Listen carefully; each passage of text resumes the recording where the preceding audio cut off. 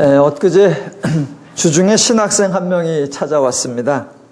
학교에서 교회 개척론이라는 수업을 듣는데 개척교회 목사님과 인터뷰하는 과제가 있다고 도움을 요청해 와서 잠깐 대화를 나눴습니다. 한 10가지 질문이 있었는데 과목 특성상 대부분의 교회의 개척과 교회의 운영에 관한 질문이었습니다. 하지만 기독교에서 교회를 언급할 때는 언제나 교회의 정체성을 가장 우선시, 가장 정확히 해야 합니다. 흔히 하나님이 세우신 교회를 우주적 교회, 유니버설 처치라고 하고 사람이 세우는 교회를 지역교회, 로컬 처치라고 합니다. 또 신학에서 교회를 언급할 때에는 주로 우주적 교회를 강조하고 목사들이나 성도들이 교회를 언급할 때에는 주로 지역교회를 강조합니다. 사람들의 마음에 하나님이 세우신 교회는 이론적 성향이 강하고 자신들이 출석하는 교회는 현실적 경향이 강합니다. 당장 교회를 유지해야 하고 교회가 부흥해야 하고 교회를 성장시켜야 하기 때문입니다. 하지만 교회를 논할 때는 언제나 교회의 기초, 교회의 뿌리, 교회의 개념에 하나님이 세우신 교회에 대한 이해가 밑바탕이 되어야 합니다. 교회는 하나님이 세우신 기관입니다. 교회를 향한 하나님의 뜻이 있고 하나님의 능력이 있고 하나님의 책임이 있습니다.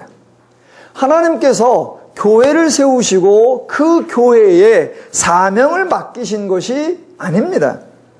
교회는 하나님의 권위를 위임받아 세상에서 하나님 대신 하나님 역할을 하는 것이 아니며 하나님을 위해서 하나님의 하수인 노릇을 하는 것도 전혀 아닙니다. 이 세상을 회복하고 이 세상을 살기 좋은 나라가 되도록 하나님이 세우신 전략, 하나님이 세우신 대안이 바로 교회입니다. 교회를 기획하고 운영하고 책임지시는 분이 하나님이십니다. 그러므로 교회가 스스로 전략을 세우고 교회가 어떤 역할을 하고 교회가 어떤 일을 완수해야 하는 것이 전혀 아닙니다. 교회에서 가장 바빠야 하는 분은 하나님이고 교회에서 가장 수고해야 하는 분도 하나님이고 반대로 교회에서 가장 평안과 안식을 누려야 하는 존재가 바로 인간입니다. 하나님이 계시고 하나님이 인간을 위해 세우신 것이 교회이고 그 결과 교회에서 인간이 하나님의 복락을 누려야 하는 것, 그것이 교회의 참된 모습, 바른 모습입니다. 그러한 교회를 정확하게 이해하기 위해서는 구약의 이스라엘의 상태를 잘 점검해야 합니다. 이스라엘은 하나님으로 말미암아 세워진 신앙 공동체입니다. 이스라엘은 히브리 민족도 아니고 혈연 공동체도 아니고 국가나 나라도 아닙니다. 인간적 관점에서 이스라엘의 특징을 설명하려고 하면 어떻게도 설명이 되지 않습니다. 왜냐하면 인간 중에서 어느 누구도 이스라엘을 세우려고 기획한 사람이 없고 세상에서 이스라엘의 역할은 이거다라고 할당한 사람도 없습니다. 또 이스라엘 중에 이스라엘을 지탱하고 보존하고 유지하려고 노력하는 인간도 존재하지 않습니다. 그래서 인간의 관점에서 이스라엘을 파악하고 이스라엘을 연구하려고 하면 이스라엘 역사를 구성하려고 하면 말이 되지를 않습니다. 그러니까 성경에서는 이스라엘은 전적으로 하나님으로 말미암았다는 것을 확인해 줍니다. 하나님의 선택, 하나님의 의지, 하나님의 주권에 의한 작품이 이스라엘입니다. 그리고 하나님께서 이스라엘에게 맡기신 지상의 명령, 불굴의 사명 없습니다. 그래서 믿음의 조상인 아브라함에게도 하나님은 하나님께서 하실 이 일을 약속하셨을 뿐이지 아브라함이 할 일을 명령하지 않았습니다. 이스라엘에게 애굽을 복음화하라라는 말씀도 하신 적이 없고 가나안을 하나님 나라로 만들어라라고 지시하신 적도 없습니다. 그래서 실제로 성경을 보면요, 하나님께서 이스라엘에게 너희는 왜 그렇게 내가 맡긴 일을 못하느냐라고 책망하신 적이 한 번도 없고, 주어진 역할을 완수하지 못했다고 추궁하시는 장면도 단 한 번도 나오지 않습니다.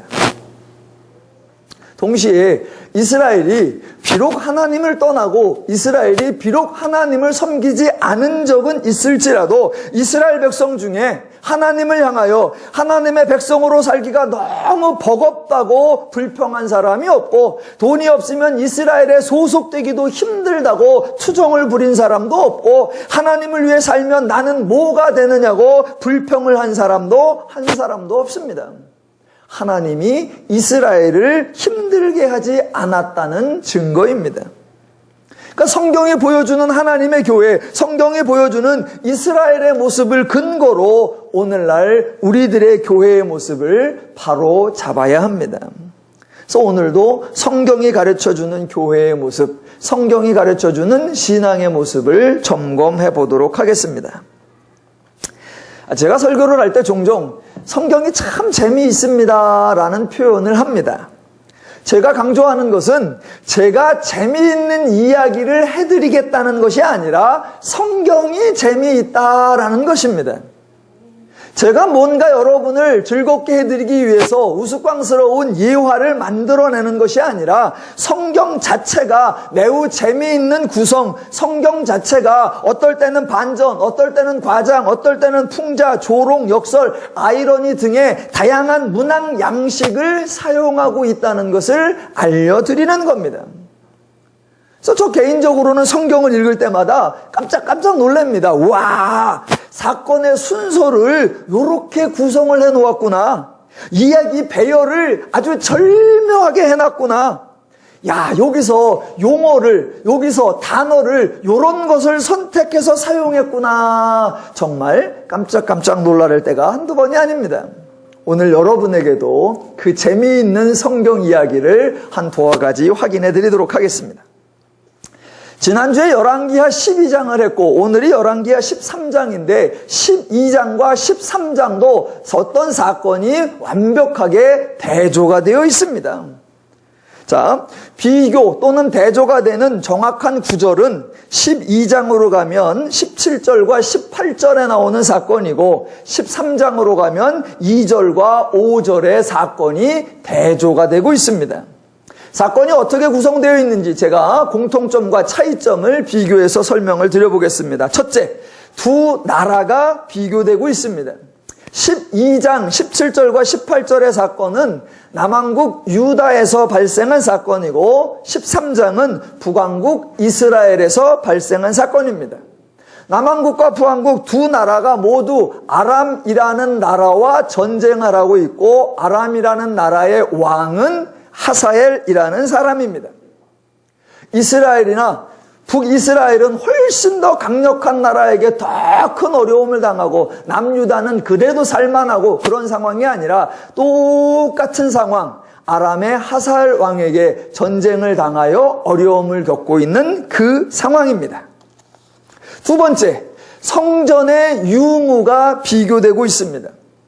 당연히 남왕국에는 여호와의 성전이 있습니다. 북왕국에는 여호와의 성전이 없습니다. 여러분, 당시에 지금 남과 북이 나누어져서 있고 우상을 숭배하고 있던 그 시대에 죄적인 사고방식, 우상적 사고방식, 이방인적 사고방식에 의하면 신은 어떤 나라에 속해 있습니다. 그 나라가 신을 소유하면 신을 위하여 신전을 짓고 그러면 그 신과 그 나라는 하나로 연합이 됩니다. 그러면 그 나라만 그 신을 부를 수 있고 다른 나라는 그 신을 부르거나 그 신의 도움을 받을 수가 없습니다. 자, 그러한 그 당시 사람들의 사고방식에 의하면 남왕국 유다는 여호와 성전이 있고 그 성전에 여호와를 모셨기에 여호와를 의지할 수 있습니다. 그러나 북왕국에는 여호와의 성전이 없기에 여호와를 부를 수도 없고 여호와의 도움을 받을 수도 없는 그런 사고방식을 가지고 있던 시기, 그런 상태입니다. 자, 세 번째, 두 나라가 아람이라는 나라와 전쟁을 하고 있는 그 상황에 남쪽은 성전이 있고 북쪽은 성전이 없는 그 차이점에, 자, 세 번째, 이 비교에서 세 번째가 핵심인데, 당시에 처한 자신들의 상황을 분석하고 결정한 내용이 저와 여러분의 예상과 조금 다르더라라는 것입니다. 우선 남유다의 상황을 살펴보겠습니다.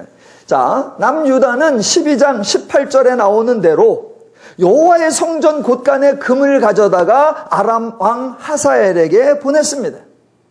남유다는 여호와의 성전을 가지고 있었는데 성전을 사용한 유일한 조치가 성전에 금을 가져간 것뿐입니다. 성전에 여호와를 모셨는데도 여호와께 기도를 한 것이 아니고 여호와께 도움을 간청한 것도 아니고 성전의 모든 제사장들이 결사항전으로 아람 군대가 성전을 약탈할 때에 막아선 것이 아닙니다.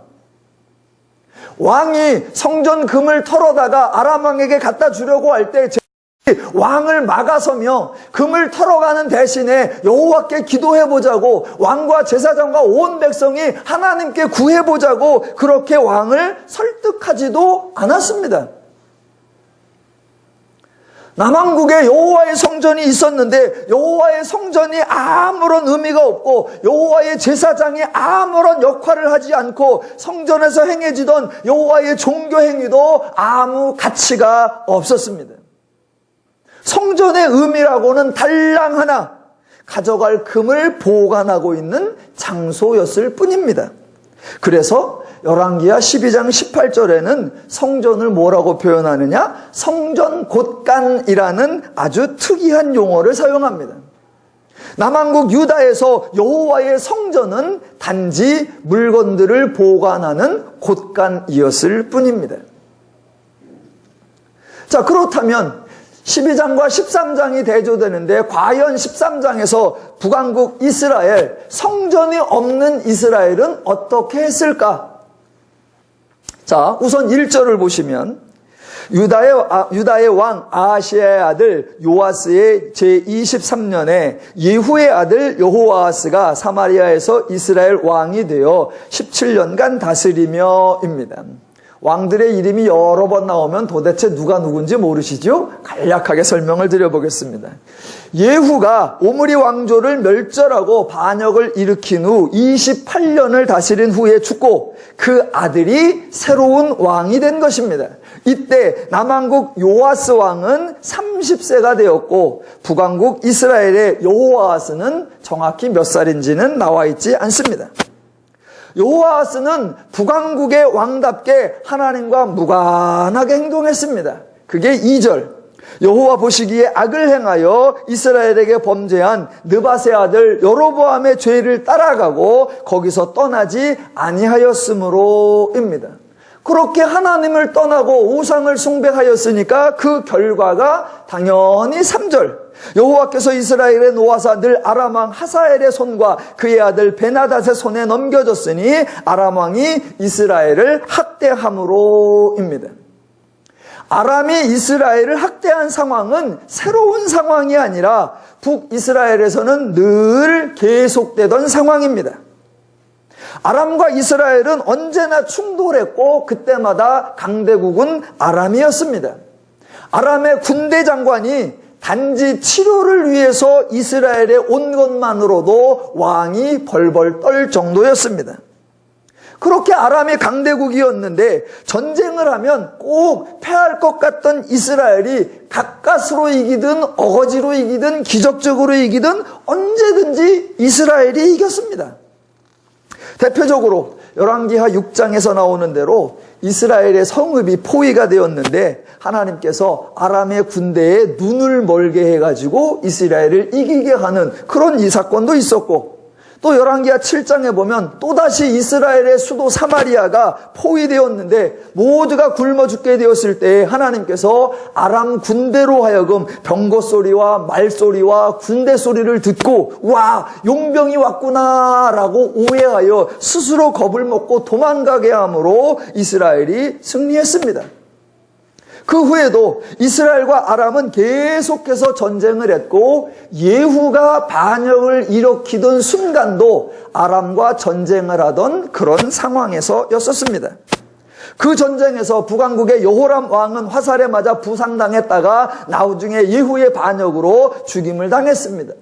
예후가 북왕국의 왕도 죽이고 남왕국의 왕도 죽이고 이래저래 이스라엘의 왕들은 모조리 죽여버리면서도 정작 아람에게는 꼼짝도 못하고 있던 그런 상황입니다. 이스라엘이 아람에게 얼마나 고난을 받고 있었는가 성경에 여러 차례 나옵니다. 제가 그냥 관련 구절을 읽어드리면 열왕기하 10장 32절에 이런 구절이 있습니다. 이때에 여호와께서 이스라엘에게서 땅을 잘라내기 시작하시며 하사엘이 이스라엘의 모든 영토에서 공격하되, 이 하사엘이 아람의 왕입니다. 33절 요단 동쪽 길르앗 온 땅 곧 갓 사람과 루벤 사람과 므낫세 사람의 땅 아르논 골짜기에 있는 아로엘에서부터 길르앗과 바산까지였더라 입니다. 이스라엘이 내전과 반역의 국력을 허비하는 사이에 아람의 왕 하사엘은 북이스라엘의 많은 영토를 탈취하였고 더 나아가 남유다까지 이르렀던 것입니다. 그렇게 남유다가 아람의 공격을 받았을 때에 저항 한번 해보지 못하고 12장 18절 19절에 나오는 것처럼 여호와의 성전에 금을 털어다가 아람 왕에게 조공을 바쳐서 화해를 했고, 그러자 돌아갔던 그 아람 왕이 다시 이스라엘을 쳐들어온 거, 그게 바로 오늘 13장입니다.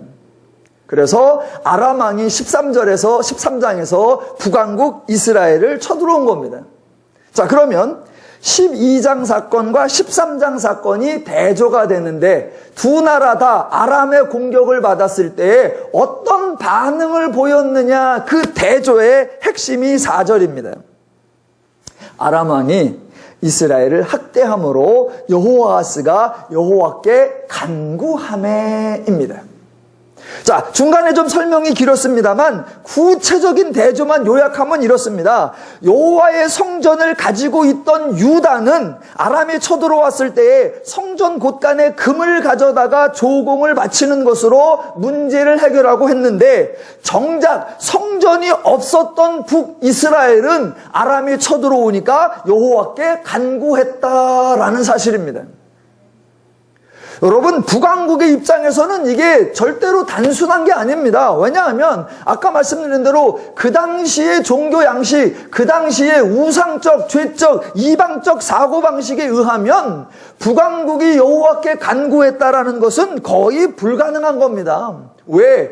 모든 나라는 자기의 신을 소유하고 신을 소유했으면 신전을 주고, 그래서 신과 나라가 연합되어서 그 신을 소유한 나라만 그 신을 부를 수 있고 도움을 청할 수 있는데, 북왕국 이스라엘은 여호와의 성전이 없습니다. 그렇다면 여호와를 섬기지 않는 겁니다. 그렇다면 여호와를 부르거나 여호와께 간구하거나 여호와께 도움을 청할 수 있는 방법이 없고 자격이 없다라고 생각하던 그 시대였단 말입니다.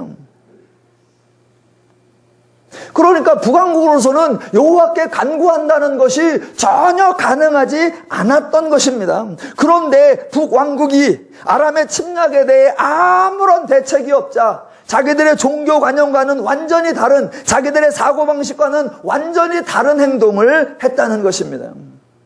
그만큼 북왕국 이스라엘이 속수무책이었고 어찌할 수 없었고 절박했다는 겁니다. 그런데 지금 성경이 대조하려는 게 뭐냐? 여호와의 성전을 소유한 유다의 왕은 전혀 여호와께 구하지 않았는데 성전도 없는 이스라엘의 왕은 여호와께 간구했다라고 대조해주고 있는 겁니다.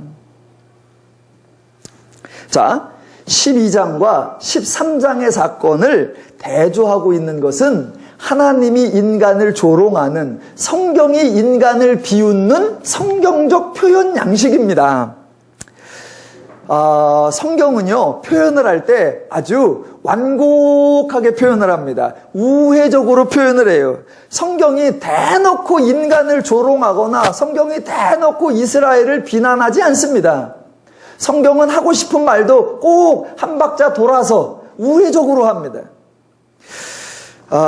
제가 표현을 할 때 종종 직설적으로 표현하고 조금 세게 표현할 때가 있습니다. 그래서 많은 분들이 제가 성전에 대해서 너무 비판적이거나 왕권에 대해서 반대가 심하다라고 오해를 하기도 합니다. 그러나 저하고 성경하고 비교를 하면은요, 성경이 훨씬 더 심합니다. 여러분, 저는 상당히 부드러운 사람입니다. 표현 양식이 성경이 훨씬 더 신랄해요. 그런데 제가 말하는 거는 여러분이 알아들으니까 와, 저 사람 직설적이다라고 하는데, 성경의 양식, 성경의 패턴, 성경의 구조, 성경의 표현은 성도님들이 대부분 알아차리질 못합니다. 그래서 저를 심하다고 하지 성경이 심하다고를 안 해요. 제가 오늘 그 억울함을 풀을 겁니다. 성경이 왕곡어법을 써요. 분명히 우회 전략을 씁니다. 그런데 매우 신랄합니다. 한번 보십시오. 자, 오늘 본문 13장 4절에서도 성전이 없는 북왕국의 왕이 여호와께 간구했다라고 합니다. 여러분, 이게 얼마나 신랄합니까? 이게 얼마나 성전을 소유하고 있는 남왕국을 비웃는 거예요. 자, 남왕국 유다에는 자그마치 7년 동안 공들여 지은 성전이 있고, 그 성전에서 솔로몬 왕 이후에 많은 사람들이 거기를 봉사하고 있고, 많은 예물이 드려지고 있고, 많은 찬양대가 있고, 많은 활동이 있는 그 여호와의 성전이 있는 그 유다는 여호와께 간구하지 아니하고 성전 금을 털어다가 왕에게 조공으로 바치는데, 그러한 성전이 전혀 없는 북왕국에서는 여호와께 간구했다. 이 표현이 성전이 있으면 뭐하냐? 성전이 금은으로 지으면 뭐하냐? 성전이 얼마나 화려하면 뭐하냐? 라고 말하는 것처럼 보이는 겁니다. 그런데 지금 이게 엄청나게 신랄하게 여호와 성전을 무가치하게 만들고 여호와 성전을 허망하게 만들고 저들의 헛된 종교심을 비웃고 있는 거란 말입니다. 그런데 대부분의 성도님들은 솔로몬이 성전을 지었다는 이야기만 알지 열왕기하 12장과 13장에서 이렇게 대조를 하고 있다라는 사실을 모른단 말입니다. 그러니까 13절에 의하면 성전이 없어도 제사를 드리지 않아도 성전을 향하여 기도하지 않아도 충분히 여호와와 교통할 수 있고 여호와의 은혜를 받을 수 있습니다. 중요한 것은 절대적으로 여호와이지 결코 성전이 아니고 결코 제사장이 아니고 결코 제사가 아닙니다. 그러니까 성경은 저처럼 성전 그거 중요하지 않고 제사장 그거 의미가 없고 제사 가치가 없습니다. 성경은 이렇게 말하지 않습니다. 그냥 냅두고 성전이 없는 북왕국 이스라엘 왕이 여호와께 간구하네, 이렇게 하는 거예요. 예를 들면 어떤 사람이 뭐 이제 골프 하나 예를 들어 봅시다. 그러면 골프를 하나 새로 친다고 뭐 프로 골퍼를 불러다가 레슨을 받고 자기 집 뒷마당에다가 골프 연습장을 만들고 그래서 뭐 1년을 배웠네 2년을 배웠네 그렇게 합니다. 그런데도 백타를 쳐. 그런데 어떤 청소부가 맨날 마당을 쓸다 보니까 이 마당 쓰는 폼이 골프하고 비슷해. 그래서 어느 날 골프장에 딱 갔더니 그날 그냥 70타를 쳐. 이것도 골프를 아셔야 알아듣지 이게.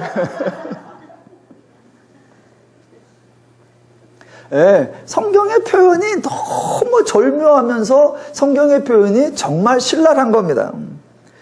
자, 그렇게 지금 성경에서는 여호와가 중요하지 여호와의 성전 것이 아니고 제사장이 중요한 것이 아니고 제사가 중요한 것이 아니다라고 가르치고 있습니다. 그런데 오늘날 교회에서는 안타깝게도 여전히 구약의 여호와 성전 중심적 사고가 만연해 있습니다. 성전이 있어야 신앙의 중심이 잡히는 것처럼 말하고 여호와의 성전을 향하여 기도해야 하나님이 들어주시는 것처럼 강조하고 다양한 종교적 활동이 진행되어야 신앙이 있는 것처럼 느낍니다. 하나님 한 분으로 충분하다 그런 고백이 별로 없습니다. 그래서 교회가 늘 부족하다는 투정, 무엇을 달라는 구걸만 넘쳐납니다. 장소가 없어서 행사를 못하니 장소를 달라, 교회에 인재가 없어서 일을 못하니 지도자나 리더를 보내달라, 교회에 돈이 없어서 하고 싶은 사역이 진행이 안 되니 제발 돈 많은 성도를 보내달라, 아우성입니다. 도대체 그들에게 하나님은 누구이시며 하나님은 어디에 계시냐고 묻고 싶습니다. 자, 열왕기하 12장과 열왕기하 13장을 대조하는 그 대미는 4절 중간부터 5절에서 나옵니다. 자, 여호아스가 간구했습니다. 그랬더니 여호와께서 들으셨으니 이는 그들이 학대받았음을 보셨음이라. 여호와께서 이에 구원자를 이스라엘에게 주심에 이스라엘 자손이 아람의 손에서 벗어나 전과 같이 자기 장막에 거하였으나입니다. 여호아스가 간구했다라는 것이 핵심이 아니라 여호와께서 들으셨다, 여호와께서 보셨다, 그것이 핵심입니다. 그것이 우상의 종교와 여호와 신앙의 절대적 차이점입니다. 우상의 종교는 언제나 인간의 행동을 강조합니다. 그렇게 인간의 행동을 강조하니까 그 인간이 다른 인간과 차별화, 우열화가 만들어지게 되어 있습니다. 그러나 여호와 신앙은 온전히 여호와의 행동을 강조합니다. 사람 때문에 여호와가 반응한 것이 아니라 도리어 여호와가 들으셨고 여호와가 보셨다는 겁니다. 그래서 여호와께서 구원자를 보내신 결과, 그 결과 이스라엘은 아람의 손에서 벗어나 전과 같이 자기 장막에 거하였다는 것입니다. 이렇게 온전히 여호와의 행동을 강조하니까 인간 영웅이 없고 인간 공적이 없고 인간의 차별화나 인간의 우열화가 들어올 틈이 생기지 않는 것입니다. 여호와의 방식이어야 인간이 평화와 안식과 자유를 누리며 살 수 있습니다.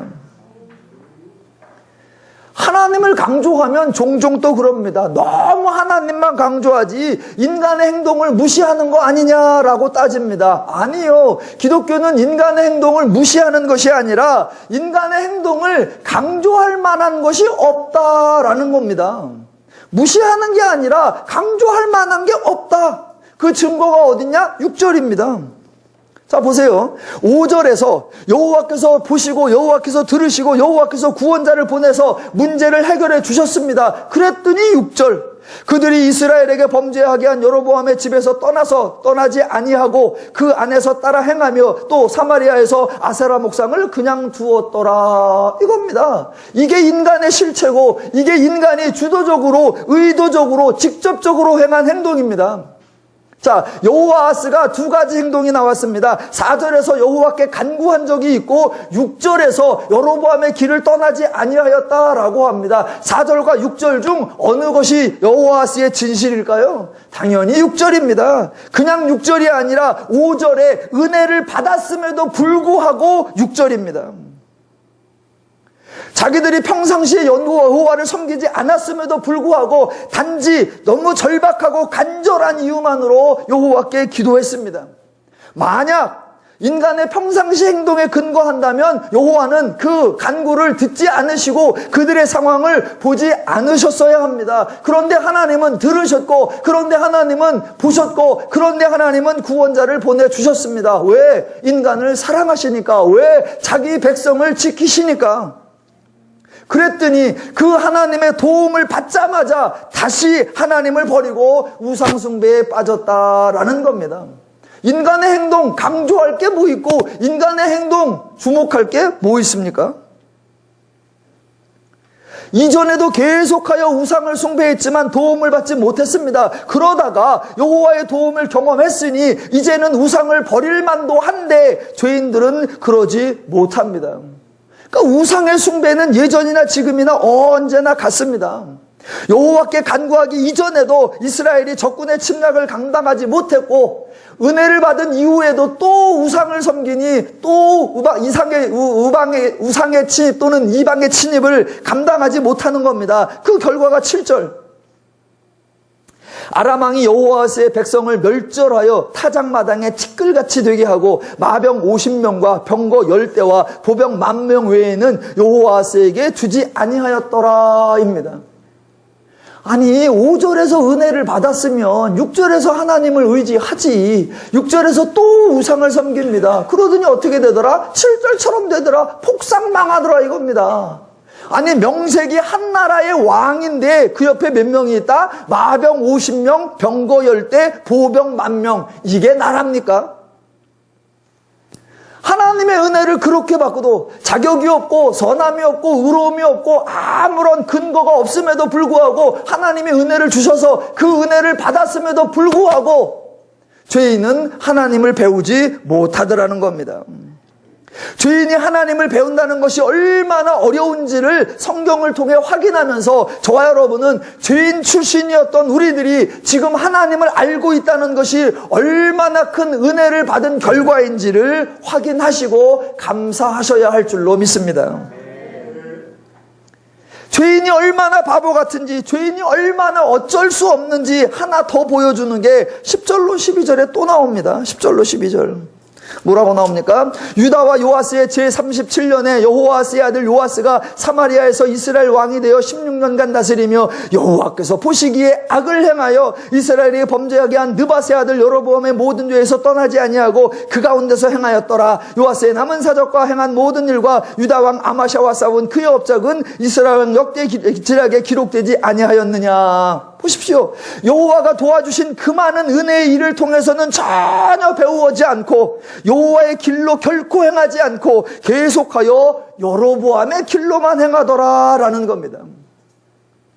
아니, 적대국인 아람과의 전쟁에서는 전혀 힘을 못 쓰고 벌벌대면서 같은 형제의 나라인 남과 북은 서로 박터지게 싸웁니다. 이게 뭐 하는 짓이? 그런데 이게 죄인의 실체입니다. 저는 왕정사를 볼 때마다 늘 오늘날 교회가 생각이 납니다. 교회와 성도가 죄하고는 전혀 싸우지 못합니다. 죄하고는 싸워서 맨날 찌면서 벌벌 깁니다. 그러면서 맨날 교회 내에서는 성도와 목사가 싸우고 교회와 교회가 싸우고 교단과 교단끼리 싸웁니다. 그래서 세상에 조롱거리가 됩니다. 참 예나 지금이나 죄인의 연약함, 죄인의 한계를 봅니다. 성경은 언제나 하나님을 강조하는 거지 인간의 어떤 행동, 인간의 의로움, 인간의 신실함 그런 것을 주장하지 않습니다. 기독교가 인간의 행동에 근거하지 않는다는 사실을 증명해주는 짧은 이야기가 14절에 나옵니다. 14절 한번 읽어볼까요? 초반부만. 엘리사가 죽을 병이 들매입니다. 여러분, 이 구절을 보시고 놀라시면 안 되고 당황하시면 안 됩니다. 그저 평범하게 받아들이셔야 됩니다. 와, 엘리사가 죽을 병이 들매. 어머, 엘리사가 어떤 사람인데, 엘리사가 얼마나 큰 일을 많이 했는데, 엘리사가 이스라엘이 공헌한 게 얼마나 많은데, 이런 말을 하시면 안 됩니다. 엘리사는 많은 일을 한 사람이 아니라 많은 은혜를 받은 사람입니다. 엘리사는 그저 평범하게 밭을 갈고 있던 사람인데 어느 날 여호와의 선지자로 선택이 되었습니다. 그렇게 하나님의 선택을 받은 것, 그게 은혜입니다. 저와 여러분이 알고 있는 엘리사에 대한 이야기는 모두 여호와께 선택을 받은 이후, 여호와의 은혜를 받은 이후의 모습입니다. 그래서 엘리사의 모든 행적에서 여호와를 빼면 엘리사는 아무것도 남지 않습니다.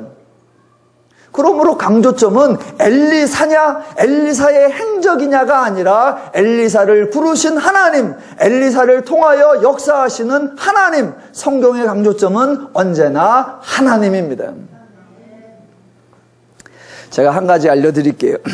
성경에 어떤 인물이 등장하거나 기독교 역사에 어떤 인물이 하나 있거나 오늘날 교계에 어떤 인물이 하나 있을 때에 그 인물을 평가하는 기준은 오직 하나, 하나님입니다.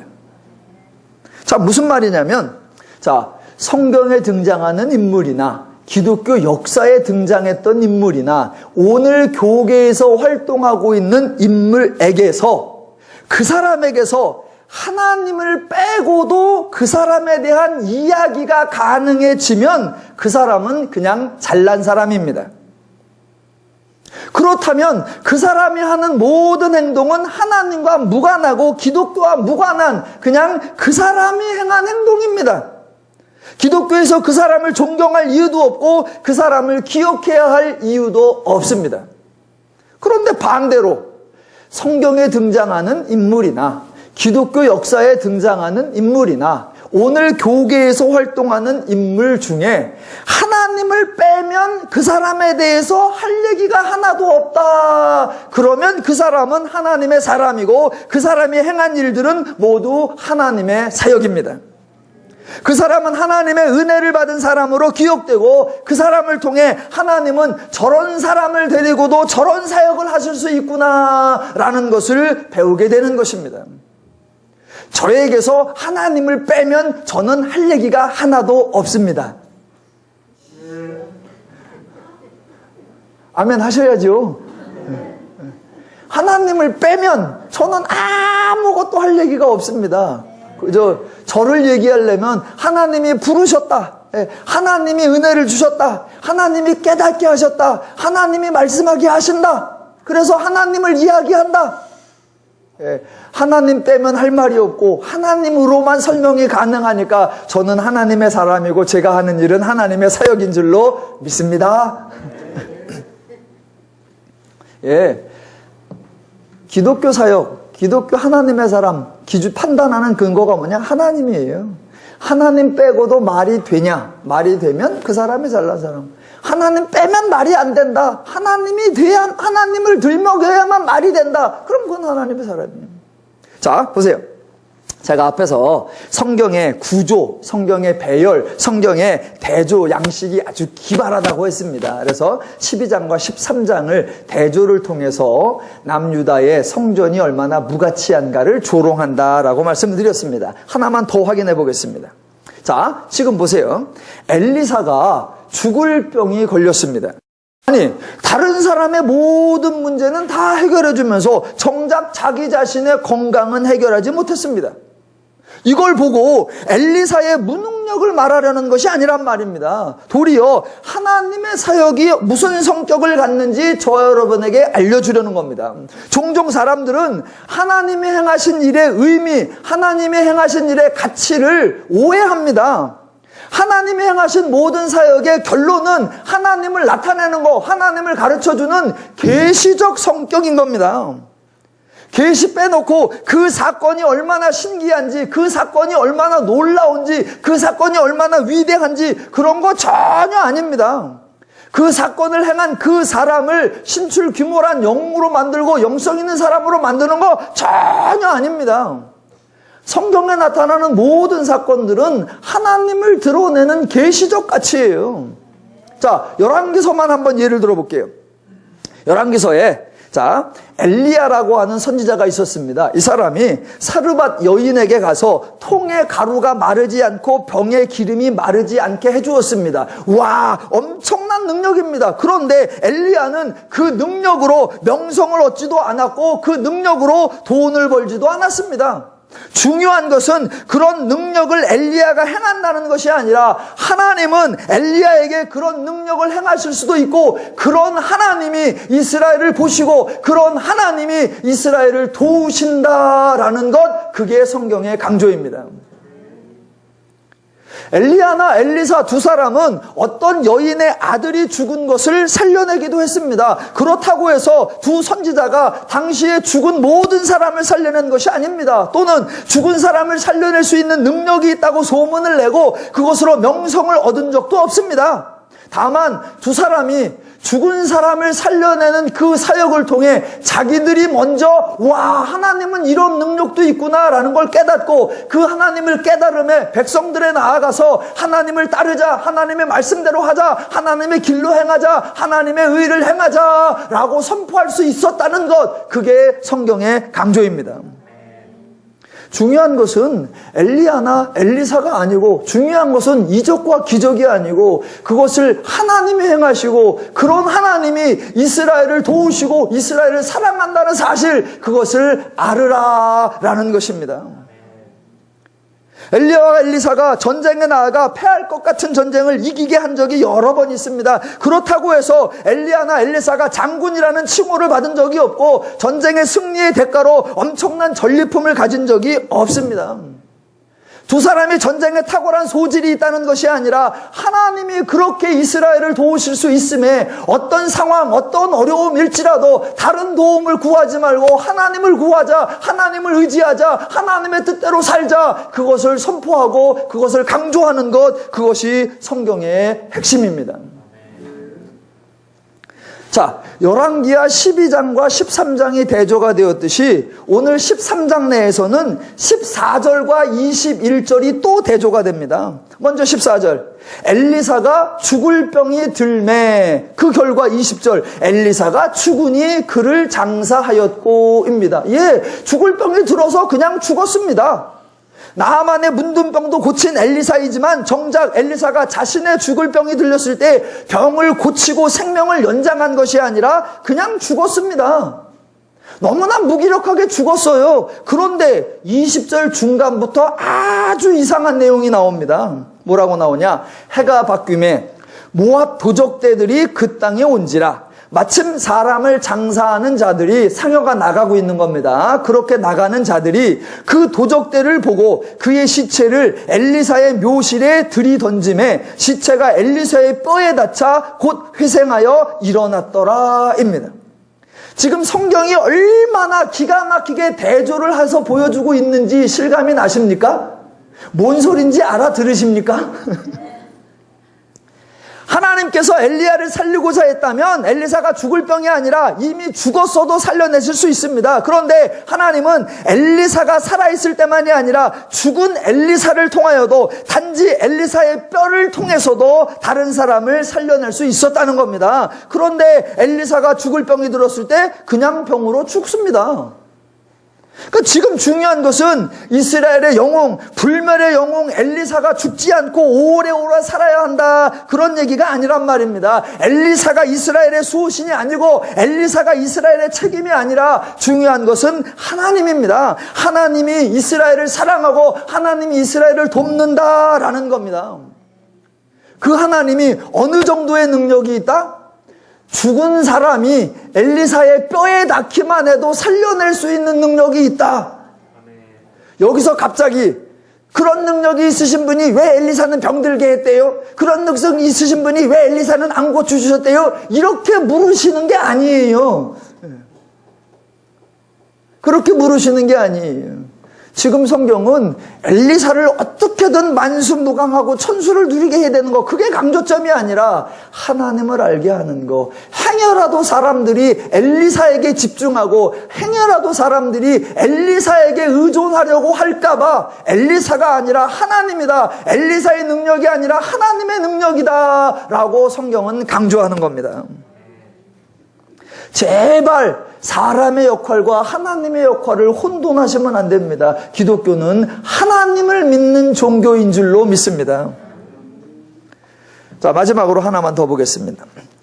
13장 22절로 25절까지를 볼 건데 순서를 바꿔보겠습니다. 위에서부터 아래로 보는 게 아니라 밑에서부터 위로 보겠습니다. 24절부터 보겠습니다. 아람의 왕 하사엘이 죽고 그의 아들 베나닷이 대신하여 왕이 되매 여호아스의 아들 요아스가 하사엘의 아들 베나닷의 손에서 성읍을 다시 빼앗았으니 이 성읍들은 자기 붙인 여호아스가 전쟁 중에 빼앗겼던 것이라. 요아스가 베나닷을 3번 쳐서 무찌르고 이스라엘 성읍들을 회복하였더라. 재밌죠? 자, 뭐가 재밌는지 설명해 드릴게요. 자, 지금 25절에서 이스라엘이 아람에게서 성읍들을 회복했다고 합니다. 그 주인공이 누구냐? 25절의 주인공이 요아스입니다. 북왕국의 왕 요아스. 근데 그 요아스에 대한 설명이 이미 앞에 나왔어요. 어디에? 10절과 11절에. 자, 같은 요아스입니다. 보실게요. 10절부터 유다의 요아스의 제17년에, 이 왕은 말고요, 그 다음 왕이 주인공입니다. 이름이 같다고 혼돈하시면 안 됩니다.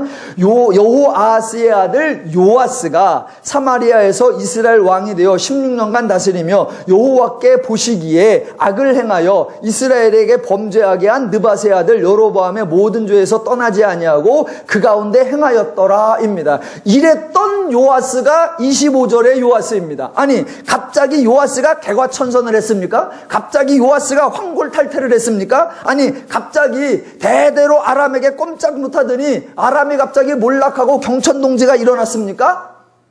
아니, 어떻게 이게 가능해요? 아람이 약해졌느냐? 아니요. 아람은 동일합니다. 아람이 동일하다는 게 어디에 나오냐? 22절.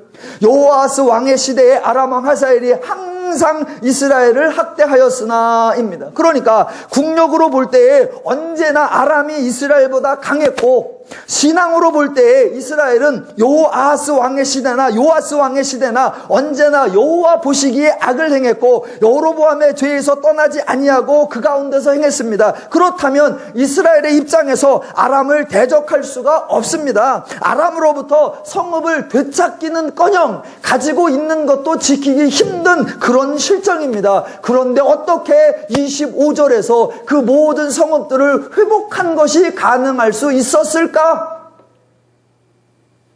그 해답이 23절입니다.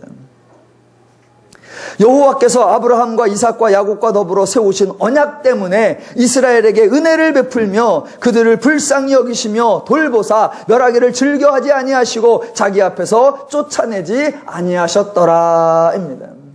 여기에 중요한 표현이 나옵니다. 뭐예요? 언약 때문에입니다. 언약. 이스라엘이 이나마 나라를 지탱하고 있는 것, 이스라엘이 그나마 명맥을 유지하고 있는 것, 오직 하나님이 조상들과 맺은 언약을 기억하시고 하나님이 그 언약을 신실하게 지키시고 계시기 때문입니다. 성경에 하나님과 이스라엘이 맺은 언약이 수차에 걸쳐서 나옵니다. 예를 들면 가장 첫 번째가 하나님이 아브라함과 맺었던 언약입니다. 하나님 그 약속 지키셨습니다. 그 다음에 하나님께서 출애굽한 이스라엘과 시내산에서 2번이나 언약을 맺으셨습니다. 하나님 그 언약 지키셨습니다. 그 다음에 이스라엘이 가나안에 정착하였을 때 여호수아와 함께 세겜에서 언약을 맺으셨습니다. 하나님 그 언약 지키셨습니다. 하나님은 늘 이스라엘과 맺으신 언약을 기억하셨고 언제나 그 언약을 신실하게 지키셨습니다. 그런데 참으로 이상한 것은 이스라엘은 정작 그 계약의 그 언약의 당사자인 이스라엘은 성경에서 거의 한 번도 그 언약을 언급하지 않더라는 사실입니다. 언약은 하나님과 이스라엘이 맺었어요. 그래서 하나님은 늘 그 언약을 기억했다, 그 언약을 지켰다라고 계속해서 강조합니다. 그런데 그 언약의 또 다른 당사자인 이스라엘은 그 언약을 기억도 하지 않고 그 언약을 언급하지도 않습니다.